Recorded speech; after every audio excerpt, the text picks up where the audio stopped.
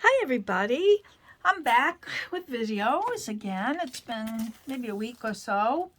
I did spend last weekend in Maine for a wonderful weekend of scrapbooking and learning new techniques and different things. So I'm here to show you how to make this really cute border. And it took me a while to figure out what to do, but I knew I wanted to do it with one of our new tools. This is called the Dollop Arch Border Frame Punch. So this will cut a frame as well as a straight border. So if you want to cut a frame, you start on this line. If you want to cut a border, you start on one of these lines. And don't mind my fingers. I was fooling around with stamp pads and I can't get that black out. Okay, so this is what I want to show you how to do. This particular border here. And what you want to start out with is a 2.5 inch by 12 strip of cardstock that coordinates with the designer paper that you choose. You can choose 1 or 2 pieces. Well, actually, you need 2 pieces of designer paper. So you need a 2.25 by 12 inch strip of paper that you like that coordinates with what you're doing. And I chose this. I'm using the Homestead paper pack. It's no longer available, but there are other collections available with similar colors. So if you like these colors, or you can do it in more primary if you like more primary. The 2.25 inch strip, you want to cut that with a decorative blade. I use the stamping blade on 2 different sides here. So I'm going to adhere that so that part's done. And you kind of center it so you get a nice border around that. We'll put that aside. So then you want to take a piece of paper that you like both sides of, right? And that's what I like to do. I like to use both sides of the paper, which is what I did here for each side of, for each border that I punched. So I'm cutting a border. So I'm starting at the black mark on the side. And I know I've used these in my videos before, but if you haven't seen them, they're great. These border cartridges, these border punches are wonderful.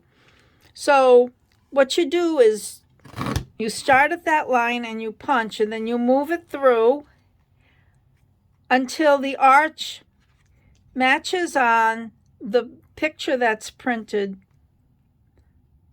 on the tool.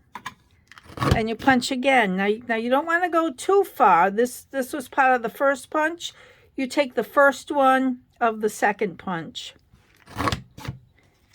And that was part of the second punch. You take the first one of the third. And you continue on. If you see paper showing through, then you've gone too far. So now, I know this is going to be the last punch because the edge of the paper matches up with this line here, which could also be a starting point. But in my case, where I like to go right to left, it's the ending point. So you need 2 of these. I'm going to move that aside. And you want to trim them to 1.5 inches. So there's one cut. And the 1.5 inches means you're going to place the peak of that punch on the 1.5 inch line all the way down so that you get a straight cut. 1.5. There we go.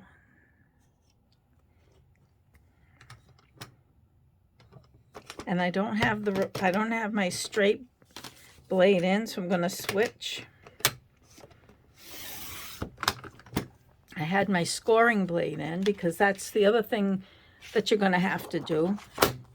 So we're going to cut another border really quick. If I had music for the background, if I was real techie, I'd put music in the background while I do this, because you don't need to watch me do this, whoops, twice. So Maine was cold. I mean, but that's not to say it's not cold here in Rhode Island, because it is. But it is almost May, and I'm expecting the weather to get warmer, but I certainly hope it does.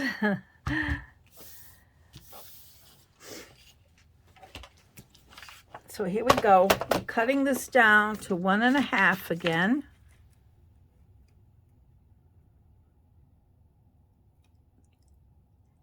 And if you don't have this punch, this is brand new. You can still get it. My website address, if you don't have an advisor, my website address is www.creativememories.com/user/Laura McGuire, and I have a capital L and a capital M. So I'm taking the straight blade out, and I'm putting the scoring blade in, and I want to score it. I'm going to put the straight edge, the straight side, at the 1-inch mark, and that's where I want to score it. And I'll do the same with this one, the straight edge along the 1-inch mark, and I score it. Now I'm going to put this aside. So the next thing that you do, you're going to use both sides. So now, well, what I think the first thing I want to put repositionable tape. So you're going to fold on the score line every other arch. This is a real pretty, it's called the Dollop Arch border punch. And it's really pretty. And the different things you can do with it. With, you know, even all our punches. If you have another punch that has arches like that, you can do the same thing. So over here, I'm going to put repositionable all the way down. And again, I'm going to fold right on the score line. I mean, I tried doing this without scoring, and I was folding them crooked and different widths, and it just wasn't coming out. Then I had the revelation, oh, I have a scoring blade.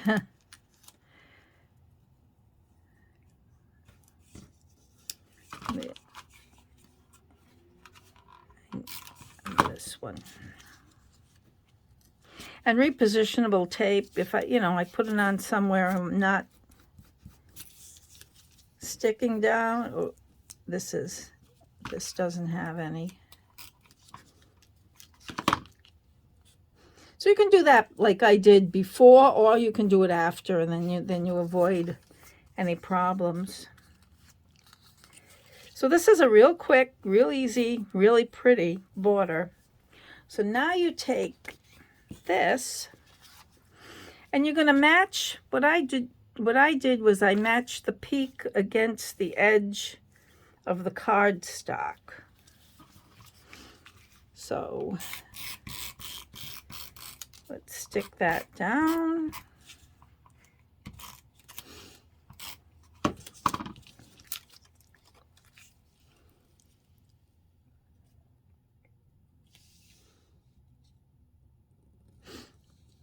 And all the paper I used from this was from that Homestead paper pack. So if you have a paper pack, I'd stick to the same paper pack so that the colors would coordinate. And then you stick this one down.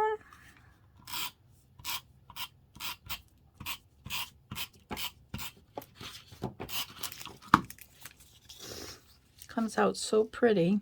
Whoops, wrong way. And the peaks to the end. And you know, mathematically, it should have all come out right. But knowing me, there's always a glitch. Okay. So now we have this border. And then I took one of the laser borders, and you can get, I mean, you don't have to use it as a border. You can, I kind of like to cut it on the angle. So I cut them. I think I used 3. And then I have 3 more. So oh, I tore that. That's okay, because tape runner will take care of that. So then you put the tape runner on the back. And what I did was I just kind of placed them. And I think the way I placed these is a little different from the way I placed the other one. The folds are different. Whoops, I put that on the wrong side.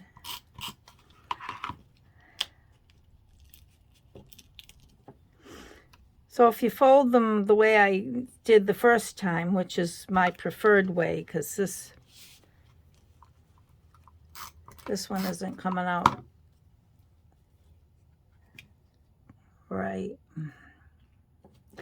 Okay, so there's, I'll show you my original one, which came out better because I matched these.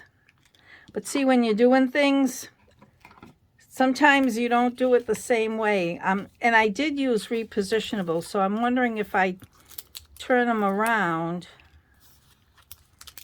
if it might come out the same way and better. Let's see.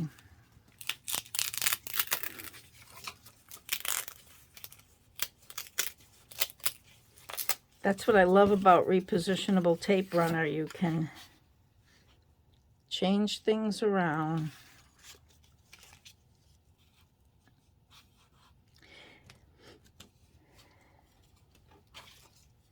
All right. Nope, this still didn't. It was the way I folded them, I think. So what I'm gonna do this over, and I'm gonna fold it this way because it was scored all the way down. So again, repositionable tape runner is fantastic for that. So when you do it, make sure you're cognizant of which ones you're folding down, which I kind of did it in a hurry. So now, which ones? No, not that one. This one. This one. This. Okay, I'm all set. This one, that one. Let's see. It's this one, this one, this one, this one, not that one, this one, and this one. All right, this is going to work out now. Again, repo on the back. And there we have it. I'm happy now. So when Creative Memories comes out with a collection, they come out with math packs and there. Yeah, that's the side I like. So I'm kind of centering this right on the line there. Skip one. Oh, I'm happy now. Okay. And there now you can put these across 2 pages like that, or on either side like that. Makes a really nice layout. I do want to tell you before I go that Monday is launch day at Creative Memories, and Creative Memories is doing some great things. They have some great products coming out. But the main thing I want to tell you is there's a paper pack. It's called the Heart to Help paper pack. And all the profits from the sales of that paper pack is going to, the proceeds are going to the IRC, that's the International Rescue Committee, to help displaced Ukraine families. So I know I'm going to buy quite a few paper packs, and I encourage you to go and on Monday at 1:00 Eastern time to purchase some paper packs, the Heart to Help paper pack. And they have new collections coming out. They have a Leave Nothing Behind collection, which focuses on national parks. If you like to visit national parks, this is a good one for you to get. And then the step-by-step border punch, and it goes with the national parks collection. It's hiking boots prints, and then a canoe wave chain border maker cartridge. And then there is a mystery bundle collection from May 2nd to the 13th for a limited time only. You get a mystery bundle, and it'll include a tool and some paper and an album. It's $101 value for just $75. So that's a great special going on. And if you can swing it, by all means, go to my website, or if you have an advisor, or if you're an advisor yourself, go make some noise. Okay, thanks for watching. It's good to be back, and I'll try to get some good ideas for next time. Have a good weekend.